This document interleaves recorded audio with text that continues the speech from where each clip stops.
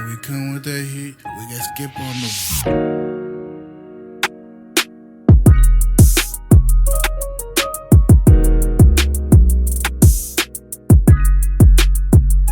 Episode 41, $1 Million Radio, back at it here at Dead End Barbecue. Welcome in, boys. We got Griffin and Jacob with us. Welcome in. 3621 Sutherland Avenue. Come check us out here at Dead End Barbecue in Knoxville. We got, a third of the way through the football season already, college football that is. So if you haven't been out here yet on game day, gotta come out. Maybe if you just want to eat at home, come grab some takeout, take it home, sit on the couch, enjoy it. Come watch the game here. Yeah. We got a big one coming up. Not everybody's going to be able to make the trip to Starkville, Mississippi on Saturday. So this is a great place to come watch the game. We got TVs everywhere. We got friendly faces in most places. But no, that was a joke. In all places, there are friendly faces. Starting next week, though, here at Dead End, we've got the Oktoberfest menu on the way. That'll start the last couple days of September, next Monday, and last all the way through October. Some of the featured items, we got the Oktoberfest pretzel bites about to hit the menu, as well as the Sutherland Bratwurst and the Dead End Reuben. So a lot to look forward to as October approaches. And boys, October is almost here. That's kind of crazy, honestly. How do y'all feel about it? Each month is going quicker. It's flying by. I think somebody said... It'll be Christmas next thing we know it. Yeah, time flies when you're having fun. We've been having a lot of fun this year. So, dang, it sucks to be in a position where you're not having fun and it's going by quick. Like, you can't slow down, and also it sucks. We had some big news hit the airways about 30 minutes ago, boys, maybe closer to an hour at this point. Yeah. Auburn head basketball coach Bruce Pearl is retiring, and it looks like he is stepping away and letting his son, is it Steven? Yeah, Steven. Yeah. Steven Pearl going to take over the Auburn Tigers basketball team. Bruce Pearl, round of applause. Thank you, Bruce, for your contributions. One of the best basketball coaches of our generation, for sure. He got his big break with the Tennessee Vols. Some things happened that took him away from our program, but he definitely elevated Tennessee basketball to a spot where, I don't think they had ever been at that time. And just we had momentum to fortunately keep going off of. After Bruce left, it was Conzo Martin, Donnie Tyndall, and then, Rick Barnes now, of course, has been able to keep up that momentum. There's been some low points in between, but ultimately he put us on a different level, and then we've gone to more since. But without him putting us there in the first place, we wouldn't be where we are today. So you think back to some of those players that he got to play here at Tennessee: Chris Lofton, Wayne Chisholm, Stephen Pearl, J.P. Prince. Yeah. Skylar McBee. You know that's Tayshaun Prince's nephew? Is it? Oh, that is right. Yeah. Ain't that crazy? Who's another one? Chris Lofton was always my favorite shooter growing up. Dude, he was Steph Curry before Steph Curry was Steph Curry. Dane Bradshaw. Tobias Harris and them. Tobias Harris, yeah. Tobias Harris, another one. Still in the NBA. Yeah. Dane Bradshaw. Remember that layup versus Florida? Sure. I remember that one layup. It was to win the game, if I'm not mistaken. Off the top of my head, I don't remember that one. But hey, God bless Bruce Pearl, man, and your future endeavors. Yeah. We really appreciate it. And Tennessee beat them in the last time they played, so I'm pretty happy about that too. His last game as the coach was against Alabama, and he got his. Well, he didn't know it at the time. Maybe he did, but nobody else did. That would be his last game. That was spoiled. Jason Swain had said something where it was similar to Coach K in his last game. His arch rival took him down, North Carolina. But enough basketball talk, boys. Yeah, what are we doing? Move on. Shout out Bruce Pearl, though. Yeah, Shout out Bruce Pearl. Love Bruce Pearl. Just thinking back to whenever Pat Summitt was still here. Yeah. And, big game. I want to say maybe it wasn't UConn who they were playing, but Bruce Pearl came out shirtless, painted up in the student section, going crazy. I thought maybe when was when Barnes was up for retirement. Maybe Bruce Pearl would make a return back. Yeah. But I mean, I don't know. That was just a thought. Yeah, wishful thinking. But on to football. As we just wrapped up week 4 of college football, Tennessee with a win over UAB took care of business, 56-24. Did anything stick out to you guys? Didn't cover the 39.5, which it looked like we would early, and then UAB kind of made a late push there towards the end when the starters were taken out and all that. But any thoughts on anything from that game? Is there anything to take away from a win against UAB? I mean, I'll give it to them. I mean, from what I saw on Saturday afternoon, they played, as well as they could against, our defense. But just on to the next week. Looking forward to Mississippi State this week. We got Joey Aguilar was 15 of 22, 218 yards, 3 touchdowns, 1 pick. And it was, again, running back by committee. Payton Lewis, 11 carries, 81 yards, a touchdown. Deshaun Bishop, 9 carries, 59 yards, 2 touchdowns. And Star Thomas with 9 carries, 51 yards, a touchdown, 1 catch for 17 yards out the backfield, and a score receiving. Chris Brazzell, 5 catches, 62 yards, 1 score. Mike Matthews, 3 catches, 53 yards, and a touchdown. And Braylon Staley, 3 receptions for 50 yards.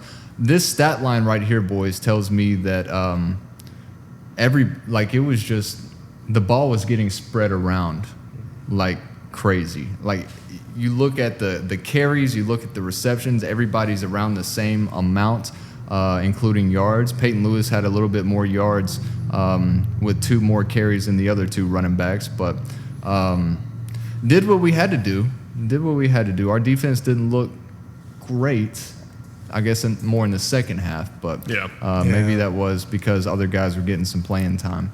We'll see. Garbage time touchdowns don't really bother me that much. Yeah, but it was pretty pathetic when the second stringers were coming in, but we had a great lead at that point, so nothing to sweat about. It was more of a tune-up game more than anything. You see games like that, and it's more just to prepare for the next week. It's going to be a hard environment, I think, Mississippi State. No, I agree.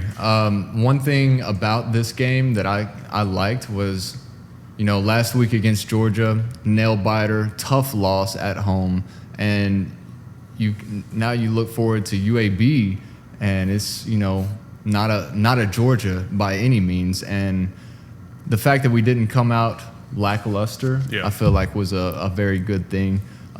We came out, took care of business. UAB was the next one up, so we took them down, and now we prepare for Mississippi State this week. That's what your mentality has to be, one game at a time. You can't be looking past any opponent, and I do appreciate that about Tennessee, that they don't let any of the smaller programs, not to downplay them or anything, but they don't look past them. They look at them, they take care of the business, and then they go into the next week. So it's always bringing an intensity that allows them to get up heavy in the first half.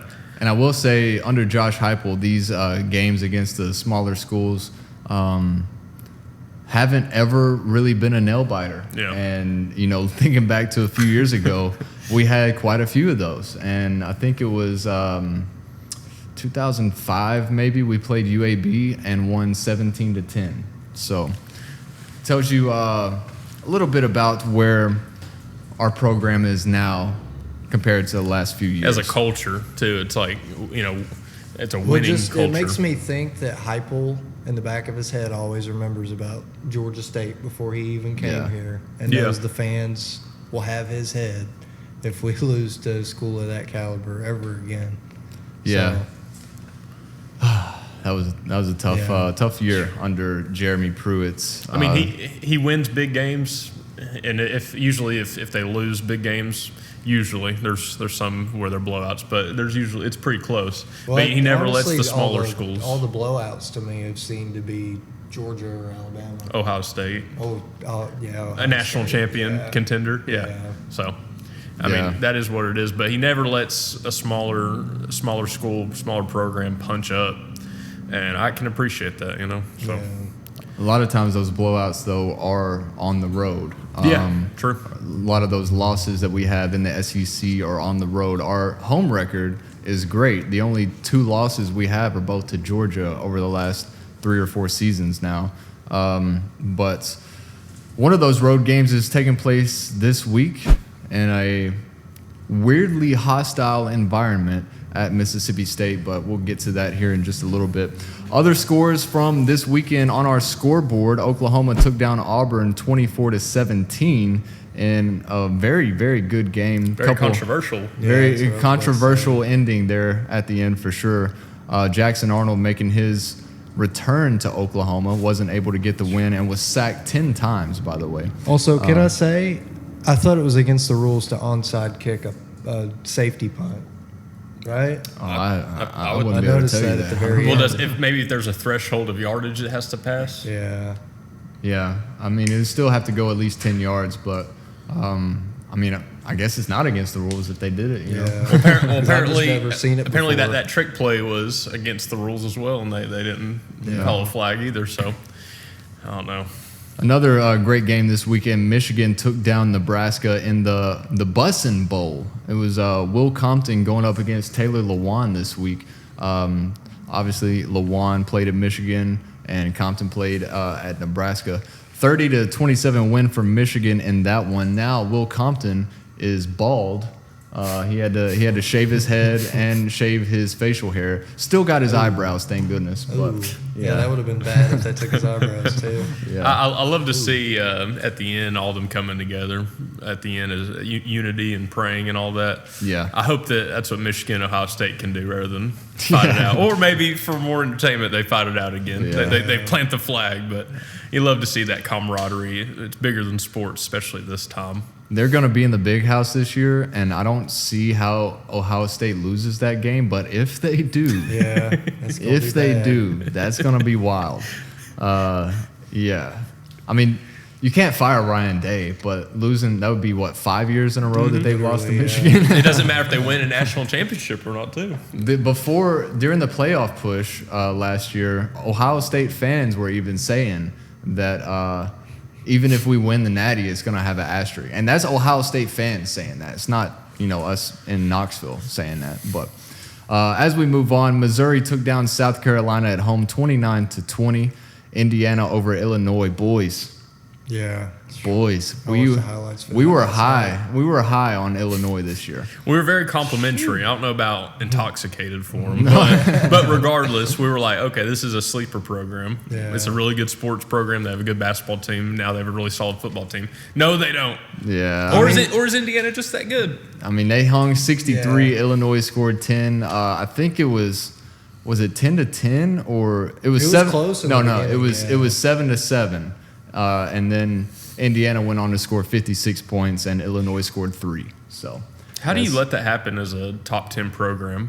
Are you really? know. You're not really a top 10 program, I guess. They were just- number 9 in that game. Not familiar in that, set of circumstances, but Indiana could just be that good. Yeah.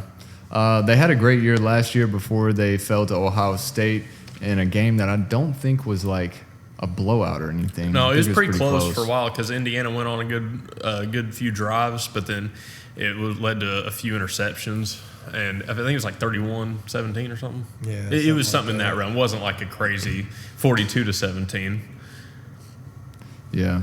63-10 was that final score. And another big game Saturday night. Miami at home took down Florida 26-7. I love it. That was a game that was a stalemate, stalemate for, up until probably the fourth quarter. And Miami was able to score a couple touchdowns late to make it 26-7. Tennessee fans need to make a petition to keep Billy Napier. Yeah, I know agree. I may be biting myself in the butt right here because we play Florida in the swamp at the end of the year. Who knows? Florida may have some of their crap together. They may get a few good wins. Their They have a defense is gauntlet. pretty good. They have a gauntlet of a schedule coming up. But regardless, they lost to USF. I mean, come on. No offense to USF, but you're Florida. You got to take care of business at home. So let's just hope. Let's sign a petition. Keep Billy Napier. Extend his contract again. Sunbelt Billy. Put him up there again. Extend him out for another decade, and let's do it. What do y'all think? Is he gone by the end of the year? I think he's gone. So they got a bye week this week, and then they play. I think it's Texas and Texas A&M. Just wait till Georgia mollywops them. Yeah, no, I think they got one more bye week, and if they haven't improved at all by then, he's probably out. Don't they have like the hardest schedule too? Yes, they do. They do, but I don't feel bad for them. But you had to win the USF one. You have to win the games that are give me games. Their only win this year is against Long Island, the high school team. Yeah. So it's like I didn't even know they had a football team. Exactly. Does in that New even York count? or in L.A.? Which one we talk? I don't even know. Long Island. That's Long Beach you're thinking of in Cali. But Long Island over in I guess New Jersey or New York. I don't know. It's all the same. Regardless, you have to win the games that you're blessed with, and that's no offense to Alex Golesh and South Florida. They have a great program, but they beat Boise. They beat Boise State and everything, but still, you got to win that at home in the swamp. I'm sorry, it's unacceptable. So. As we move on, we'll take a look at the updated AP Top 25 poll. A little bit of movement as we see Ohio State stay number 1. Miami moves up 2 spots to number 2 after that win against Florida. Penn State drops to number 3. LSU drops to number 4. So each of those teams moved back 1 as Miami moved up. Georgia stays at 5. Oregon at 6. Oklahoma, after their win against Auburn, moves up 4 spots to number 7. Florida State in the top 10. They're still undefeated, number 8. Texas A&M moves up to number 9. Wow. So I'll take a look at their schedule and see what type of gauntlet they have. Well, they're playing Auburn. Yeah, they play Auburn. It's Auburn at Texas A&M coming up this week. Texas A&M minus 6.5 in that one. Then Texas drops a couple to number 10. Overrated. Yeah.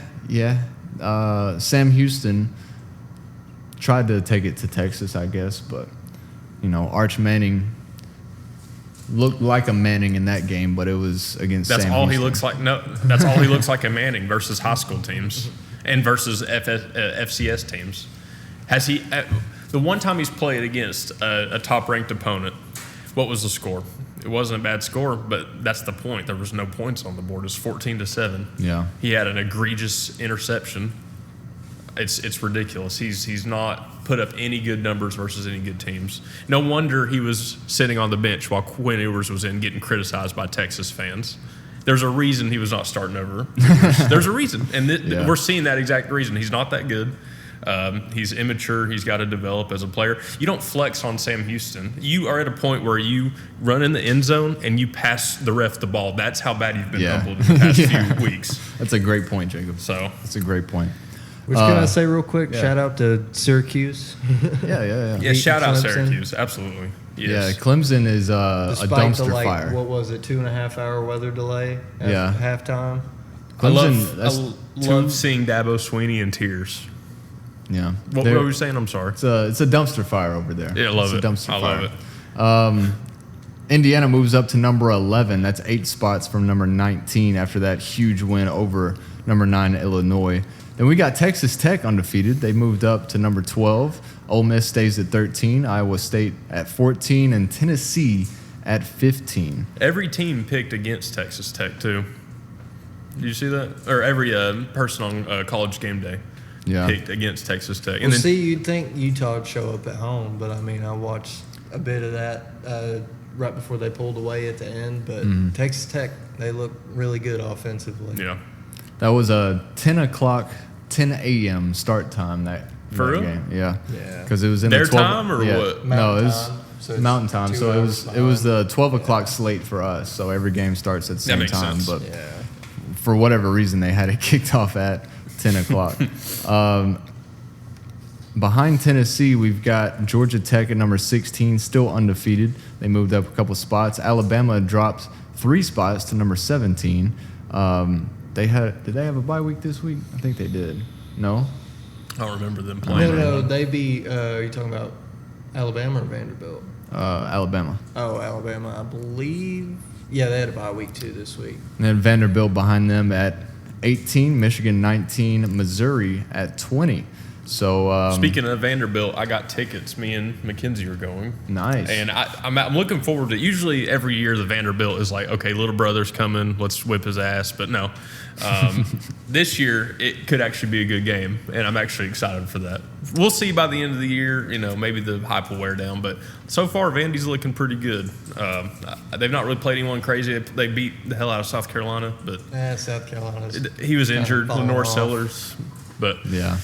That's a bad beat for me. How about all these Heisman candidates? Yeah, DJ Lagway throwing 5 interceptions. You have Arch Manning, Cade falling apart. Arch Cade Manning's Klubnik falling apart. Yep, and then Lenore Sellers. They're off to a pretty poor start. Who's gonna be the Heisman? Garrett Nussmeier? I still don't believe in LSU fully. You think they're kind of fraudulent? I've got I'll give you the updated standings here by odds. Clemson game holding them. Yeah, you will never guess. You will never guess who is the front runner here, September 22nd. I'm gonna call it and say Hoover from TCU. No, he's not even up there. He is up there. Is it an SEC player? No. Wow. Oh, I don't know. Julian Saying? No, it's Indiana quarterback Fernando Mendoza. We serious? Plus 800. Oh, he did ball out. I bet Castellanos is up there. Don't see him. Nope. I thought. So we got Fernando Mendoza with Indiana, John Mateer with Oklahoma. That's fair. That's fair. That's a good point. Dante Moore with Oregon, Jeremiah Smith, Carson Beck, Gunnar Stockton, Josh Hoover, TCU, Marcel Reed, Texas A&M, Julian Sayin, and then Joey Aguilar ahead of Garrett Nussmeier. What? Wow. You got Ty Simpson down there. You got Diego Pavia before you get to Arch Manning. I love it. And I'm not an Arch Manning hater. If he'd come out, beat Ohio State, would have gained my respect and everything. But he didn't.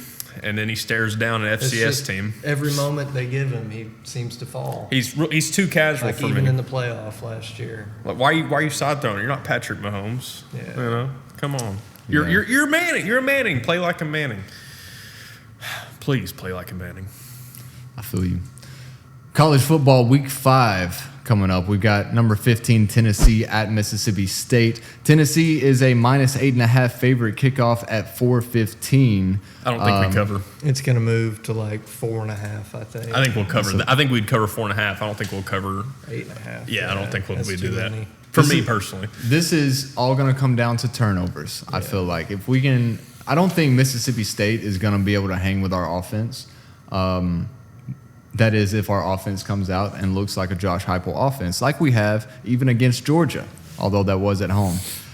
We got to deal with the cowbells, those annoying. I meant to bring my cowbell. I'm hoping they're doing a cowbell at practice right now. I'm sure they are. I'm sure they're piping in that crowd noise. That hopefully, I think the cowbells last the whole game, but as long as the fans get taken out of it, you don't have to deal with the yelling as much as well. Yeah, like are they gonna be doing this when it's 21-0? Like I don't know. You want it? I'm not saying that's what it'll be, but Mississippi State is 4-0. Their quarterback Blake Shapen is 67% completion percentage this year, 884 yards passing, 7 touchdowns, 2 picks. He's been sacked 6 times. He's also carried the ball 31 times, but only for 71 yards and 1 touchdown. Their main running back, Fluff Bothwell. That's a ridiculous name. Can we acknowledge that? That's a stupid, ridiculous name. Maybe it's a nickname. Maybe it's a nickname. Bogwell? Are we serious? Maybe he's a little fluffy. Fluff Bog. All right. We don't need to give them bulletin board material, boys. We don't need them to, did y'all see what $1 Million Radio was saying? Oh, my name's Fluff. I'm going to be fluffy. Dude, if your name's Fluff, I'm not taking you seriously. I'm sorry. And the thing is, he's the coldest dude probably out of his high school of all time. And he'd run anyone over, but you just got ran over by Fluff. To me, that's just... Watch out, boys. Fluff coming. Yeah, it's like, that just makes me... That's what he says. He talks to himself, probably. He has the ball. He's like, Fluff about to get you. Fluff about to come for you. I picture this guy mentality-wise like Cam Scattaboo. Like just shaking his head. Just like ramming. He's like the juggernaut. But he's had 47 carries on the year, 271 on the ground, 4 touchdowns. Looks like they've got 2 running backs, though. Davon Booth as well, 34 carries, 149, and then 3 touchdowns. Mississippi State is 4-0, but their only opponents have been At Southern Miss, 34-17 win. At home, the last 3 weeks. First one was against Arizona State, a big win. That was a good win. I think a thing that worries me personally is our defense, if it's thin or not. You know, if it's like a thin line. Like our cornerbacks coming back, or is Jamal McCoy, Ricky Gibson? I haven't heard anything about him yet. It's like I could see this turn into a shootout, you know, between the quarterbacks if our secondary is not. So good. you're saying if our defense is thin, then Fluff is coming? Yes, absolutely. Fluff is on his way. They did beat Arizona State 24-20 on in a crazy game. I don't know if y'all saw that one a couple weeks ago.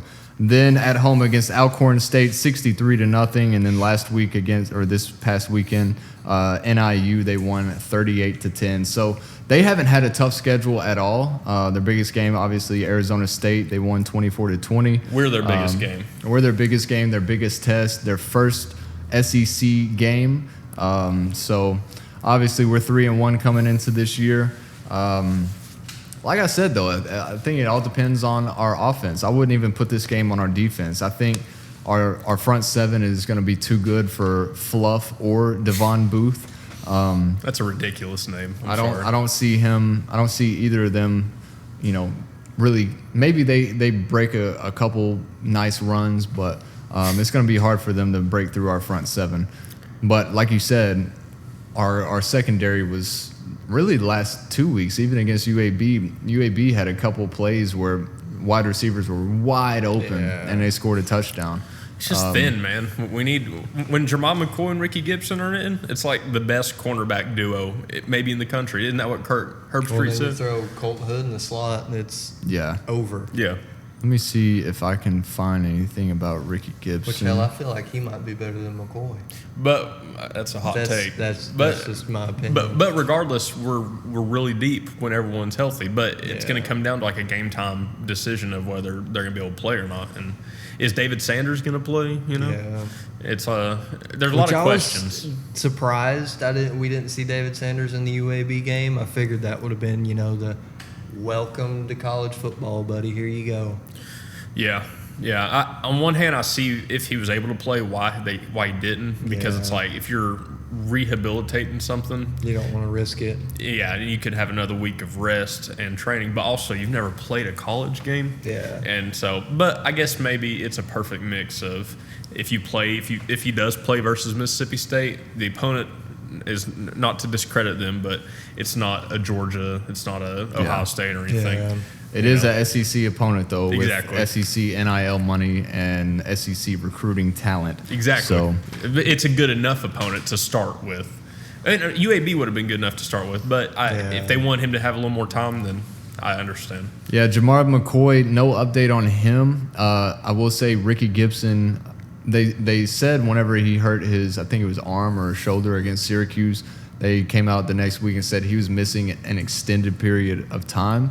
So I would not expect to see him at least for the next few weeks probably.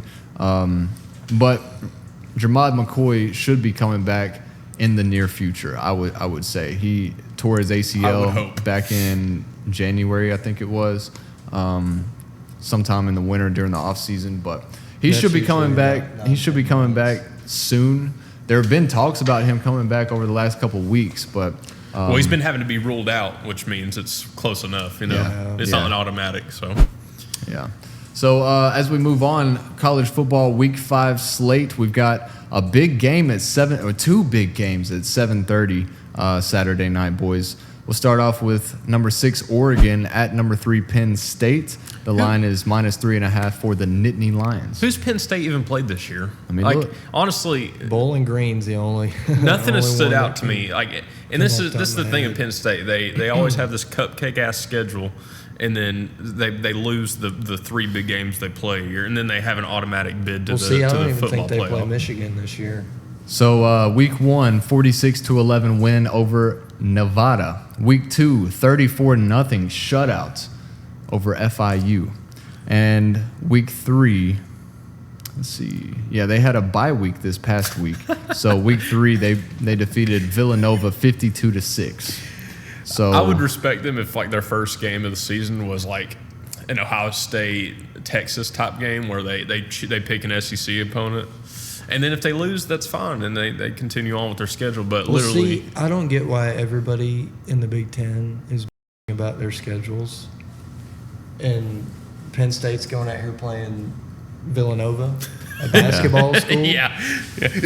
I didn't even know they had a football team. All of a sudden, See, that's the thing. I think their football team's like FCS. You know damn well if Gonzaga gets a football program, Penn State's going to schedule them. I swear. Well, they got Oregon this week, and then UCLA, Northwestern, Iowa, before they get to their gauntlet of a schedule for 2 weeks. They've got at Ohio State, and then they host Indiana, and that's it. That's it. It killed me when you did the quotes. Yeah. So Penn State. Does Penn State cover? I think Oregon wins this game. I'm going to take Oregon. But do they cover?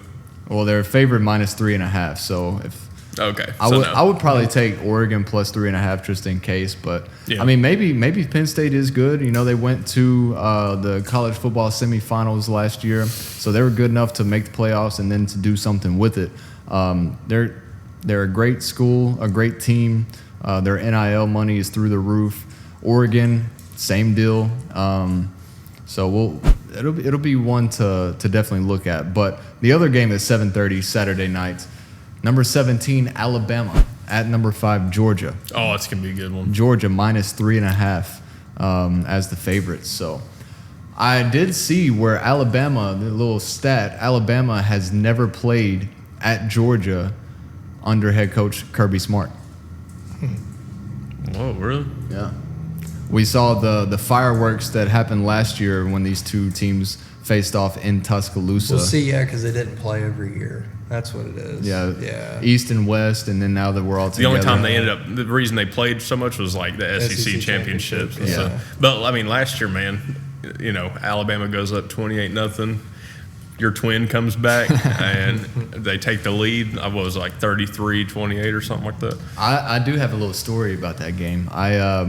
Whenever it was 28-0, I saw Georgia was like plus 800 or something, maybe even over 1,000 on the money line. And I was like, there's no way Georgia don't come back in this game. And I hit the money line, and they came back, took the lead. With like a minute and a half left. And then lost at the very end, dude. I was so mad. And the thing that made me mad, I was like, Carson Beck, that was an awful throw at the end to lose the game. It was an interception in the end zone.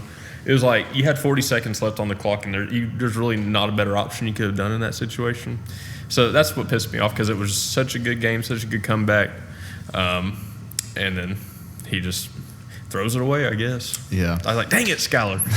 Well, see, even watching the Florida game last week, I still don't fully buy Carson Beck as the best QB in the country. I never thought he was the best QB. I think he's in a better spot than what he was. I think Miami is a very good team. They are. I think Has their defense gotten significantly better too? Because last year they had no defense last year. Yeah. I think their defense is probably one of the best in the country, because they haven't, out of the teams that they played, Florida, Notre Dame, and then the other two smaller schools that they played, or USF and Bethune-Cookman, nobody has rushed for over 100 yards.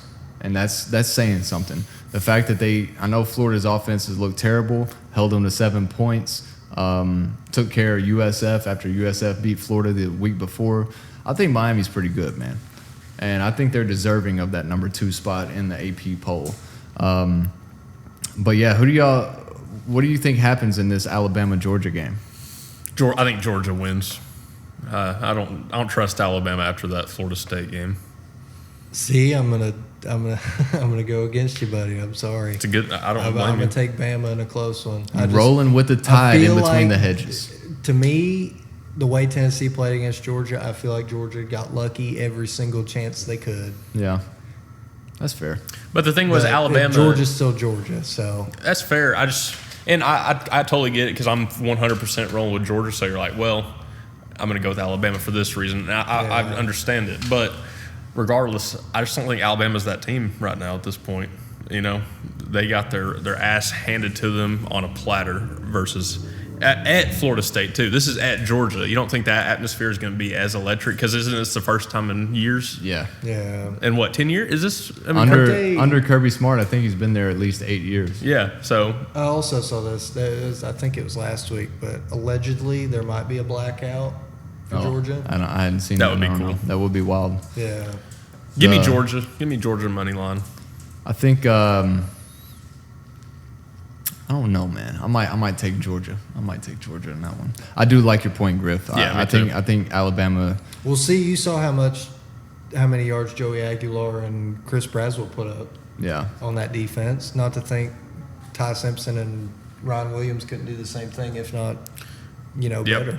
The thing that I worry about with Alabama is them keeping Ty clean in the pocket. I think Georgia's front seven is very good, and they're going to be sending the house a lot of the time. Well, it's also their defense. I mean, you saw what Castellanos did when he was scrambling. Yeah, very and true. Gunnar Stockton, you have to pull a college football 26 and put a QB spy on it. Yeah, very true. That's the only way I operate. I think he's going to scramble on Alabama. So give me Georgia. One big game in the Big Ten this weekend. Number 21 USC at number 23 Illinois. USC minus 7.5 point favorites on the road. Is that as big as a game since Illinois lost to No, Indiana like it's that? not. It's not. But if you're Illinois, you got to win. That's this true. game. And USC is undefeated. They Does that mean moved you're up to number riding 21. with Illinois? I'll probably see. Last week, I think the line was minus 4.5 for Indiana to win, and then I checked it right before kickoff, and it moved to minus 6.5 in Indiana's favor. With this one being plus 7.5, I think that it's already baked in there. But I don't see Illinois doing that again. I don't. I'll take Illinois plus 7.5. I don't see Illinois losing by 53 points. Yeah, I don't see that happening. Yeah. Okay. That and honestly, I hate to say it, I think Lincoln Riley might slowly be on his way out from USC. Maybe so. Auburn, like we mentioned, at number 9 Texas A&M minus 6.5 for the Aggies at 3:30. Any thoughts on this one? Is Texas A&M worthy of the top 10 being undefeated? They're about to prove it. Yeah, I'll take Texas A&M just based on the fact I don't think Jackson Arnold's that good. If the end of last week's game didn't say enough. That's fair. No, that's fair. Give me Texas A&M. Auburn drops 2 games in a row, 2 weeks in a row. They fall out of the top 25, and their fraudulent little push into this top 25 is over. Top 15 battle in the SEC. Number 4 LSU at number 13 Ole Miss minus 2.5 at home for the Rebels at 3:30. Give me Lane. I'm Really? gonna take Ole Miss at home. You know Really? what? I feel like LSU still hasn't proven themselves to me. Barely beating Clemson first game of the year. They just played, what was it, Southeast Louisiana last week. Beat Florida the week before 20-10. This is the week LSU proves himself, Griff. I'm going opposite of Griff. I'm pulling a Griffin on what he did to me. Ole Miss proves himself, though. Well, that's fair. I don't know. I think LSU. they look shaky against Kentucky, but I feel like this always is- has 1 or 2 games a year where they pull. The Ole hat Miss out of the never bag and looks good almost versus win. Kentucky. Last year they lost to them, so it's like. I think Ole Miss is in a letdown spot this week. LSU on the road. Give me the Tigers plus 2.5. I think the fact that LSU is not the favorite is pretty wild to me. But we also have Kentucky at South Carolina, 7:45 Saturday night. South Carolina minus 6.5. Is Kentucky that bad? I'm gonna take Kentucky. I might Yeah. too. Yeah, I'll do it with you. All right. Fade Well, us. We also All 3 of us. Yeah, we all agreed on one. Please do not do that. yeah, that's never a good sign if you know anything about $1 Million Radio.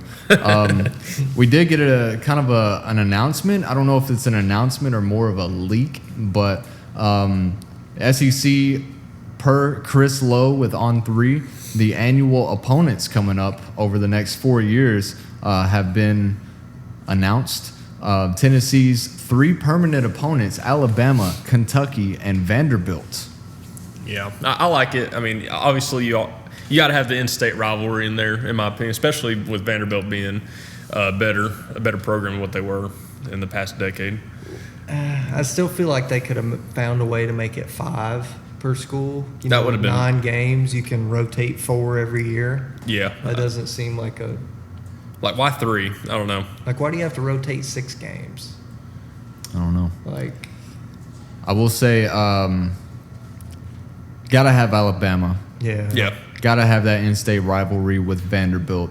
And honestly, the Kentucky it's the longest one, but I could have. Well, Kentucky's just so Kentucky's our little brother in every aspect, so it's like in every program. So it's like I can understand why you'd want to make like Florida or Georgia one of those teams, but also the fact that with it being 3 schools, Alabama's always going to be tough, but I feel like we got 2 guaranteed wins in SEC play with Kentucky and Vanderbilt. But also, it is to be reevaluated, every 4 years? Every 4 years, So it's like, if the Kentucky one is lackluster, which it will be, we'll win those, then it's like, maybe it'll be reevaluated. Well, see, how many have we won in a row against Kentucky?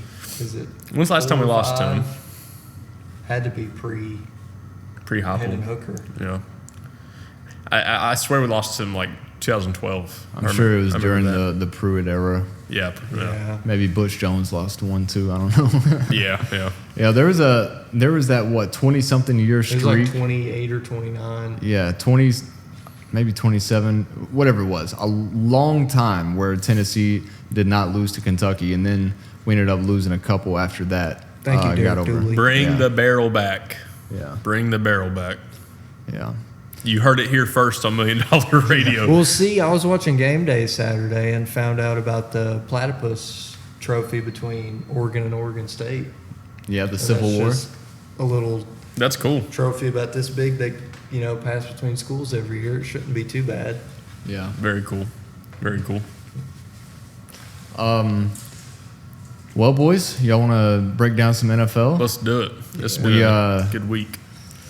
Not for me. It's a weird week, Well, first of all, you had all the injuries. It wasn't exactly the A-list quarterbacks out there this week. Yeah, Most that's very notably true. being Joe Burrow with his turf toe. It's such a hilariously sounding injury, but so serious. Yeah. He's out for 3 months. I dropped him on fantasy. Got If to. you haven't seen a Got to. picture of the turf toe injury explained, Yeah. go look at it. Exactly. You don't want it. Well, the Vikings defeated the Bengals 48-10. I can't say anything about it though because the Packers lost to the Browns this week. He called it too. Public fades. Check it out. Yeah, He called go check out Public Fades. I'm letting everybody know. Went 3-2 this week, so not too bad. But Skylar's a honestly, winner. 4-2. If I didn't count the Green Bay game because I said I was not betting on my team, but I did say the Browns were going to cover and probably win that game. So if you want to count that, then 4-2. With the reason being that the Packers, if they're in a spot to win after a few good wins, they're probably not going to do it. It's more of when you look at the line and you see like it was -8.5 or -7.5 before kickoff. I was like, no. Well, see, it just Myles Garrett is that guy. Like, Yeah, no, he is. And the Browns never doubt the Browns defense. Browns defense is very good too. The Who's Cowboys starting? Joe Flacco? Yeah, he's still starting. Cowboys fell to the Bears, another one that I called, 31-14. And now the Cowboys get to welcome the Green Bay Packers and Jordan Love into Jerry World. Jerry, do Sunday us a night. service and start Joe Milton, please. Why was Joe Milton in there? It was It was just over? out of reach, yeah. Oh, It was okay. out of reach. They put him in at the end. I know Looked Dak pretty was- good, and then threw an interception in the end zone, but as Joe Milton does. Looks very It's the good. Joe Milton experience. But literally every throw he had was like whoever was calling the game. I think it was Tom Brady and Kevin Burkhardt, maybe. Yeah. They were every time he threw the ball, they were just like, "Oh my gosh, look at how hard he's throwing the ball." was he overthrowing like crazy? No, he wasn't overthrowing. He was just throwing missiles, and they were on point. But he was really throwing 100 miles an hour. I always felt with NFL talent, he would do a little bit better, and probably he's gotten a lot tighter with the quarterback coaching there. Yeah. So, good for him. Well, like I said, Green Bay on the road to Dallas on Sunday night. Monday Night Football tonight, Lions at the Ravens, Baltimore -4.5. Any picks, boys? Give me Ravens money line. I'll go Lions. Lions? I'll take Ravens -4.5 as we wrap up episode 41, $1 Million Radio. Here for All the Dead same. End Barbecue. Dead End Barbecue, guys. Come check it out.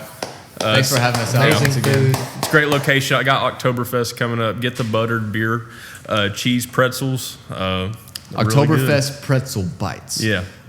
This Oktoberfest menu will be hitting the restaurant next week, starting with the next Monday. I think it's the 29th of September, and it'll last all through October.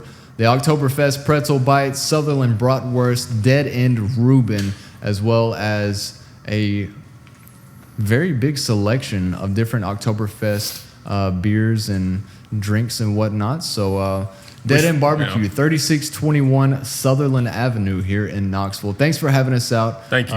Any last words, boys? My pick for this week is okay.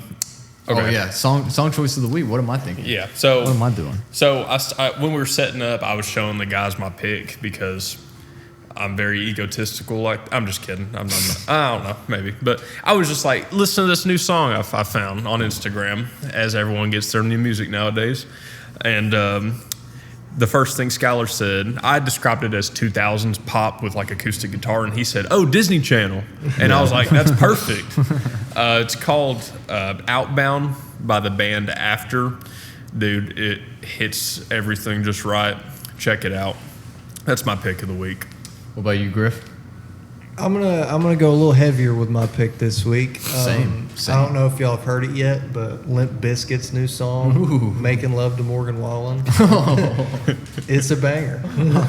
Dude, I saw a picture of that, and I thought it was fake. One thing, I love how well Limp Bizkit has aged. Yeah. They went, and so was like Nickelback, Creed, all the other dad rock stuff, and new metal entirely. It's aged so good. Like, with the modern times, it's really ahead of its time when you think about it. So Yeah. I love and appreciate that pick, Griffin. Thank you for that. I got you. I will go with one that came out within the last month or two, band that I've mentioned before, Era, ERRA. Song called Echo Sonata. They've released a couple singles, and I was thinking that they had an album coming out soon, but I hadn't seen anything about it. But yeah, Echo Sonata by Era is my $1 Million Radio song of the week. That's a good few good cuts, guys. Like, guys, I'm one of the most heaviest rockers you'll meet, right? Sure. But yeah. But I love that it's real Throwing diverse. the white girl pop at us. I know it's real diverse. I love it. Griffin's, we got new metal. You got what is it? Postmodern? I don't know. It's metalcore. Something like that. Yeah, that's really cool. All those words. Guys, go Vols. Thank you, Dead End Barbecue, for having us. Shout out Dead End, 3621 Sutherland Avenue. Come get you some barbecue. My personal favorite, that quesadilla, man. You can't beat it. Y'all boys gonna try that when we get off? Oh, I'm about to. Once I'm off this low carb nonsense, I'm gonna expand out. All right. I'm down 15 pounds. The cut's happening. Shout out, Jacob. Nice. Good work. But yeah, we're about to go eat. So come join us. See me here at Dead End Barbecue at any time. I'm sure I'm here because I'm always here. But love to be here. 3621 Sutherland Avenue. Come see us. Dead End Barbecue. Episode 41, $1 Million Radio. And as always, we'll see you next time.